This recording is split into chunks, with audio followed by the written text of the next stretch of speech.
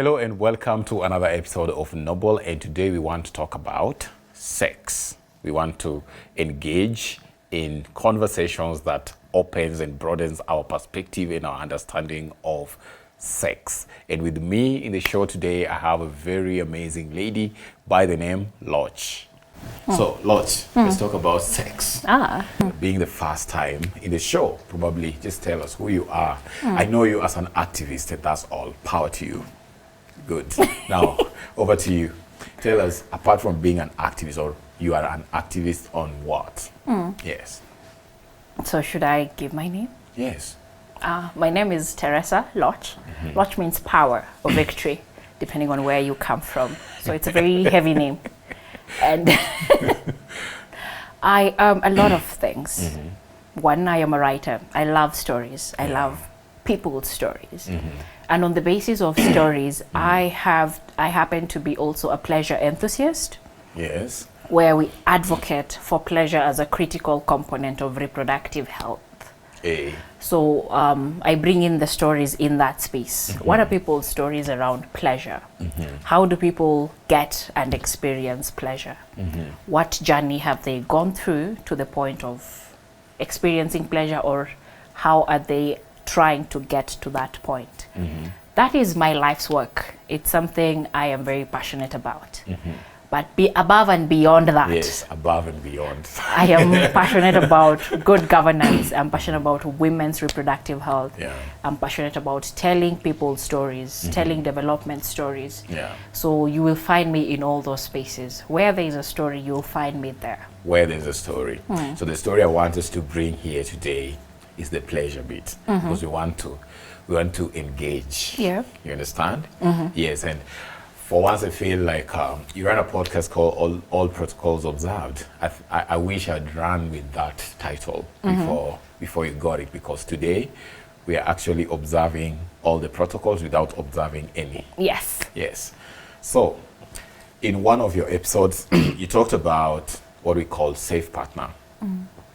And I was thinking around it, what would it mean, like to know your partner, and before you start even the journey of dating, for example, you have to know this is a safe human being.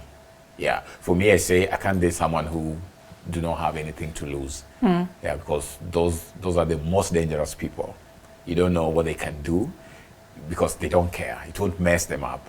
So my number one measure of safety is normally, do they have something to lose, like me, you know? So who is a safe partner? So first we have to be specific. Yes. Are we talking about, because there are various kinds of relationships. We have the platonic relationships. We have purely sexual relationships. We have romantic relationships. We have familial relationships. Okay.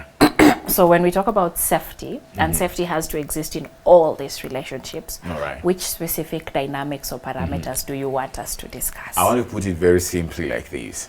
Relationship between a man and a woman, and they're actually sexually active in that relationship. In a sexual relationship, who is a safe partner? Again, very subjective depending on your experience, your values, and the kind of person you are, and the kind of experiences you are seeking. For me as an individual, a safe partner would be one, somebody with whom we share the same values. Pleasure is very important to me. So pleasure is one of the values? Yes. All right. So if my partner does not value pleasure and sees sex as just the act of penetration, we won't get far. Because pleasure is a whole encompassing web. There is aftercare, there is foreplay, there is the act itself. There are various ways to experience pleasure beyond penetrative sex. So if we are open about pleasure, we can go somewhere. So that's one. Two is consent. We have to be able to give and refuse permission to some things, both of us. If there's some things my partner is not comfortable with, I have to oblige. Same as if there are things I am not comfortable with, that has to also happen. So pleasure, consent. Another thing is having the conversation. I always say, if you and I cannot talk about sex, we are not going to have sex. Okay. We have to be able to talk about it.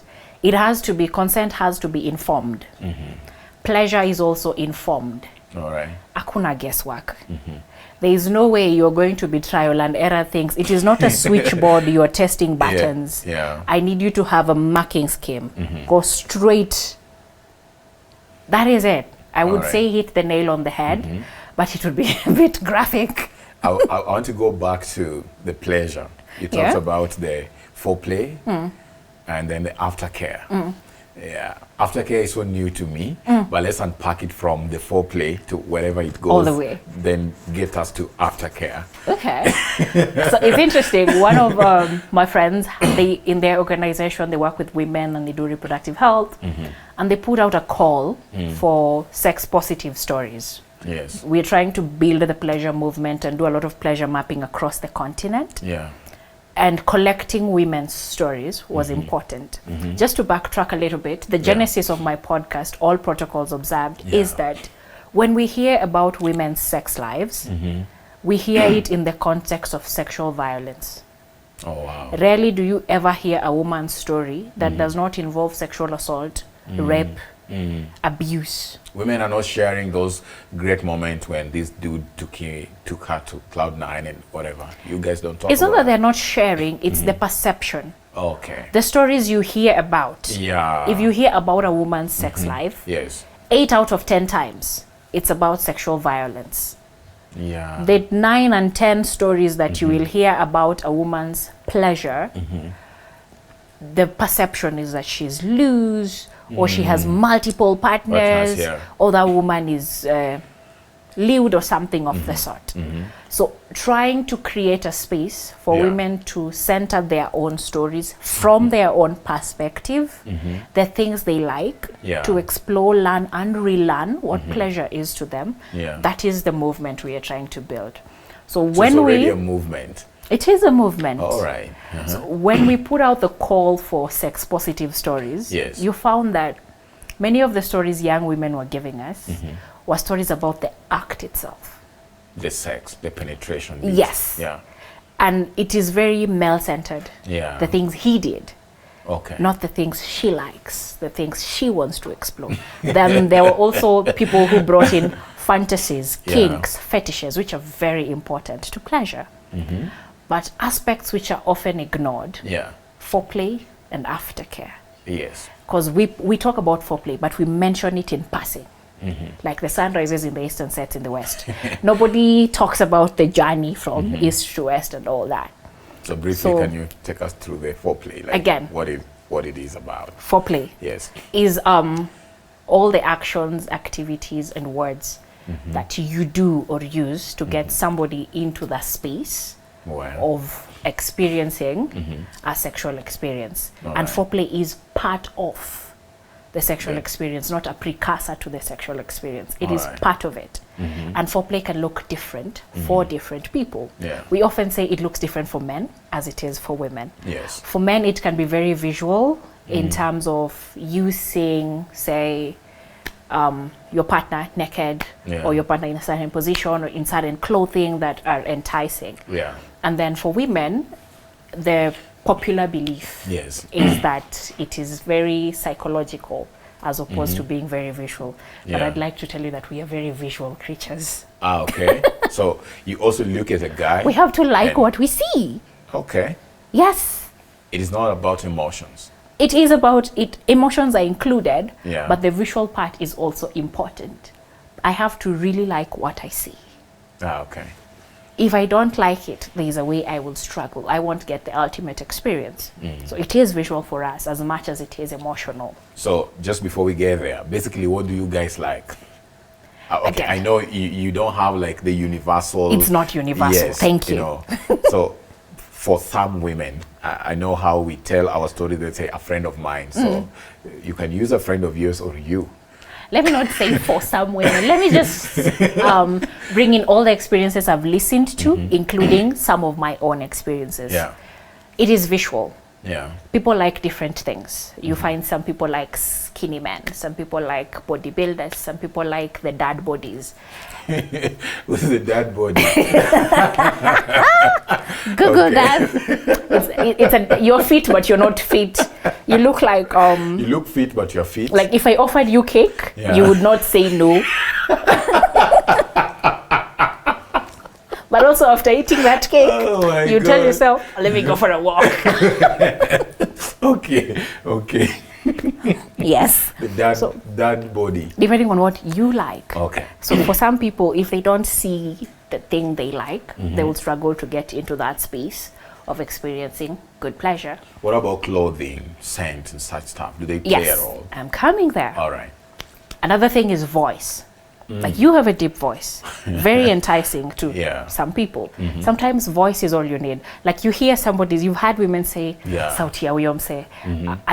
Should I mention the name? Yes. Let me just say, the men of Africa Uncensored. I get it. Like I know you hear them in conversation, then you go to Twitter and read the comments. And you're like, it's just this person's voice that is making all of you give us 4,000 tweets in 1 minute. Yes. But no, basically, like, not really the guy, or they don't care about his personality and whatever it is. It's just about the voice. We are very primal. We are very, very primal. We are animalistic in a certain, to a certain extent. So some people it's voice. For other people it is scent. Yeah. Pheromones on top of it, but also just artificial scents. Yeah. If somebody smells nice, which guys often say is one of the highest compliments they can be paid, that you smell good. Yes. That is also that's actually what most ladies give us, nothing more. I want to say nice shoes there. Oh, are you saying you're starved of compliments? Not really. Come on. I'm in this space. You know what it is. Okay. So, yeah. You're just saying you're high on demand. You're in the market. I'm not saying that. Good for you. Yeah. So it can be all those things. At the same time, it can be emotional because you may meet all the visual, physical checkers. Yes. But you have the emotional depth of a stone. Yeah. Because then for most of us, I would draw from personal experience myself. Foreplay begins way before we get to the bedroom. Yeah. From the chat. Whichever way you choose to take it. Yeah. Basically, the little things, inquiring about my day, how I have been, the little compliments paid here and there, the attention to detail, puts you in my radar all the time. Yeah. Because then if I got like a good morning text from my partner, my partner said, hey, the random I'm thinking about you texts. By the time I get home in the evening, you are in my emotional space, you are in my radar. If you make a move on me, I am very receptive to it. Wow. As opposed to, we have been called all day. I get home, maybe I've had a long day. I am grumpy or something. And you're quiet, you're like, hey, let her sort out her issues first. Then you come and now make a move on me and I'll be looking at you like, what does this one want? Okay.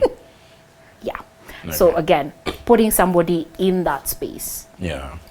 Talking to them, the random things. There's no universal way to go about it. But just letting your partner know that you see them, you value them, and they are in your mind, even if it is for 1 minute a day.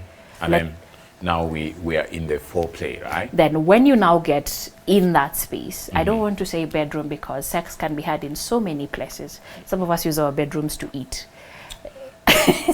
To eat and eat. Okay, but then eat and eat. I got it. Yes. Clear now. But then when you are in that space, it's important to have conversations with your partner about what you like and what you don't like. Yeah. But when we started, I said, if we cannot talk about sex, we are not going to have sex. Yes. So letting your partner know what touch feels appropriate or nice to you. What are your pleasure areas? Like sometimes you ask a man, where would you want me to touch you? And they're like, anywhere. Like, you're not helping. Anywhere. Okay, anywhere. Okay, we can try explore, but then being specific helps your partner to know, here is where I can focus on, here is where I can concentrate my efforts on. All right. Perhaps there are people who, like for me, my neck is very sensitive. All right. So my partner knows if you're kissing my neck, you are getting me there. But then there are people who it does nothing for them. Yeah. So you're there busy kissing somebody's neck and they're just like, si wache kunipaka mate. So knowing your person's pleasure points, and you only get that through conversation. What do they like? What don't they like? Perhaps they don't like fingering. But then the universal thought is that everyone enjoys it. Yes. Perhaps they like forceful kind of compressions, like some aggressive form of touch. Oh, okay. Others like gentle touch. Have those conversations with your partner, because that is foreplay, getting somebody in the mood. I love conversations during sex. We don't call it dirty talk, it's spicy talk. Yeah, pricey talk. Spicy talk. Spicy. Yes. Oh, okay. So let's talk spicy. Let's get into it. To spice up everything. Yeah, let's chat, because why are we silent? I so mean, why are men silent when making love? You know? Like, why are we silent? Let's talk. And it can be as simple as, because again, when you tell people, talk during sex, they're like, what am I going to say? And I'm like, how about telling your partner what you want to do for them? Or how you feel? How you feel. How about giving them compliments? Or asking how they like it. Yeah, I've had an experience where somebody was giving me affirmations during sex. Okay. Top tier. All right. Yeah, so. Somebody. Yes. All right. I don't want to get to more information whether they're there or not, but. I don't have their consent to share details. All right. But then there was that, like. The spirit of consent. Yes. All right. So that's foreplay for people. It includes touch. It includes talk. That is spicy talk. Consent is part of foreplay, where you ask, are you comfortable with this? And we say consent, one, has to be verbal. Yes. It has to be enthusiastic. Silence does not mean consent. Yeah. It is very continuous. Because I have accepted to kiss you does not mean I've accepted to have sex with you. You get? Because I'm your girlfriend does not mean you have automatic consent every day, every time to do things. You get? So you say something. Consent is not silence. Let's say I'm making a move on my girl to kiss her, and she doesn't protest, but she doesn't communicate anything, allows me to. That's not consent? First I said it has to be enthusiastic. All right. So if you have to get a response out of me, an enthusiastic, vibrant response. If you make a move to kiss me and I take off your jacket, that is communication. If you make a move to kiss me and I'm like, I am also communicating. Perhaps I do not know how to advocate for myself using my own voice and telling you no. What if I want to try harder? I mean, it's about convincing somebody. How about use your mouth, use your words? But the same way I'm using actions, I can also use actions maybe to try gently. I'm not saying I'm going to be aggressive. How about or you anything. use your words? Okay. And it's not, as I said, if you listen to the first episode of my podcast, it's not about, can I touch you here? Okay, can I touch you here? Now, can I touch you here? I had that, like, your guest was trying to challenge you on, like, constant communication to seek consent. Yes. And that's where talking comes in. Because when you are in the mood, when you're in the heat of passion and you ask somebody like, are you okay with this? And then they moan back at you or they say yes. That is them actually like giving you consent to go on. Some partners will actually go as far as picking your hand and putting it where they want you to touch them or letting you know to proceed. So all those things happen. But I always encourage people to talk to your partner. Okay, maybe that's what works for you. I know that, again, I speak from a point of privilege, and I may often think that my experiences are universal, but maybe they're not. So there is that aspect of it being very enthusiastic, like you have to get very open, positive responses from me that tell you to go ahead. All right. Yes. Now, we've consented, we've done our foreplay, we've had sex. I don't like, there's a way our parents started quoting these conversations, and it's not healthy. We need to tell it the way it is. We've had sex. Now, the bit of aftercare. Yes. That is, I'm very interested in that. Because it's a whole new concept for me. So, Aftercare is when we put out our call for sex positive stories. Yeah. I decided to write about aftercare because that is one of the most neglected components of sex. It is not hit and run. Like, do your thing, then go. Yeah. It's not like that. And part of it also starts from the asking of it. I think one of the conversations we often ignore is, how do people ask for sex? Yeah, I know we're gonna get there. I have okay, put a pin on it. Yes. So about aftercare is this: you have climaxed. Yeah. Hopefully, both of you have climaxed. Yes. Both of you have. Hopefully. Not hope. Like it should be like a bare minimum. Like okay, if you get there, make sure your partner gets there as well. They start there doing so badly, especially for women. Like the orgasm 1 gap, out of 10, I know. So big, which is why pleasure is important. So if you get there, please make sure your partner also gets there. No pressure, just pleasure, but make sure your partner gets there. Then now you're there. What does aftercare look like for you, depending on the dynamic you are? Yeah. If you are in a vanilla heterosexual relationship like most of us are. Vanilla is the heterosexual, like it's less pleasant or something. Vanilla is, I often use that I know we've had that conversation about vanilla. Like, okay, vanilla, is it boring? I mean, I don't want to say it is boring. Okay. I want to say it is a bit universal. Let's not say boring. It's ordinary. It's not noble. It's it's a bit universal. Okay. So what would aftercare look like? Aftercare can look like cuddling. Yeah. And then these are things you have to talk about with your partner before you get to the point. Aftercare can look like cuddling. Some people like to be left alone. Okay. Yes. Some people would want to, it's called parallel play. Some people would want to be in the same room with you, just not engaging with you. Like, I want you in my space. Yeah. Be here with me. I'm just not going to engage with you. Yeah. But I want you here. Hey. That happens. It's parallel play. So you do your thing, me, I do my thing. But I know you're there and you know that I am here. And that's taking care of you after having and that sex. is okay, yes. All right. Sex can include, aftercare can include cleaning up. Yes. Cleaning up the sheets or whatever. If you got a body shot, yeah, cleaning up is important. Okay. Warm towels are nice. Yeah. Yeah. Bringing your paper, like the tissue roll or towels, just to clean themselves up. That is aftercare. Covering your partner up. Sikuacha duvet imeanguka huko. Partner here means either, right? Either. Okay. Yeah. Just taking the covers and you know, it could be that someone climaxed, stood up, went to the bathroom, cleaned up, stood on their phone in the corridor, and they're now browsing or doing something of the sort. Like then they start dressing up. There's no aftercare there. Yeah. So cleaning up your partner. Morning can leave you parched. Letea partner wako maji. Okay. Maji ya kunywa. All right. Morning is rough on the throat. All right. I know. Unaweza baki na kiu. What if they're not loud?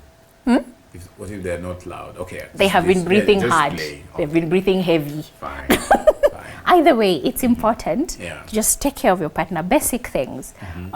Bring them water, clean them up, cover them up, hold them, cuddle them. Some people love, there's a release of a lot of the hormone called endorphins. Yes. They have now been released in mass. Now somebody is feeling a bit hyper. Now they want to talk, they want to chat. Making space for them. They want to play. Yeah, you can cuddle and chat and play with them as a form of aftercare. Yeah. Feed your partners, please. Feed your partners. What do you mean feed? Chakula. Sex is a very engaging activity. So wait. Feed them after sex? Yes. People get hungry. Okay, what do you mean feed them? Bring food. Actual food for them to eat. It's a very engaging activity. People expend a lot of energy. Kindly bring a snack, a fruit or something. Okay. Feed your partners. Even if it's the middle of the night. Okay. Don't you get hungry? All right. Okay. I've never eaten in the middle of the night, but we are learning, we are here to learn. You're allowed to offer. They can refuse or accept. You're allowed to offer something. Cleaning up together as well. Like going to the shower together is a form of aftercare. So aftercare is those basic, I would say basic, even though they are not common. Basic forms of care that you give to somebody that you've had such an intimate experience with. Yeah. Again, to round up. What's the essence? Why are we? Because it could be for them to debrief, for them to calm down after vigorous activity. So why do you need this aftercare? Does it show you care for them, you love them, you still appreciate them the same way? I would say it is an extension of our connection. Our connection does not have to end at sex. It is an extension of this space that we have been in. This space does not end abruptly like a movie. Even with a movie, there are credits. So and there's always an after scene. That's something. There's a movie, there are credits. Oh, there are credits. God. And another part of aftercare is those little, like, thank you notes. I enjoyed this. I liked this. Oh, you were good today. I really enjoyed experiencing this with you. That is aftercare. Compliments, stuff like that. So it is an extension of our connection. I always call aftercare an extension of the connection that we have had and we have shared. One, it does help me or the partner to, I wouldn't say debrief, but just it's not debrief. It is one internal or personal debrief. Yes, but also to stay longer in that moment. There are moments you would want to stay longer in. Especially if it was a pleasurable experience. You want to extend it a little bit. So that is care for you. Then it is also basic decency. That once we've had an intimate moment, it makes sense that we take care of each other.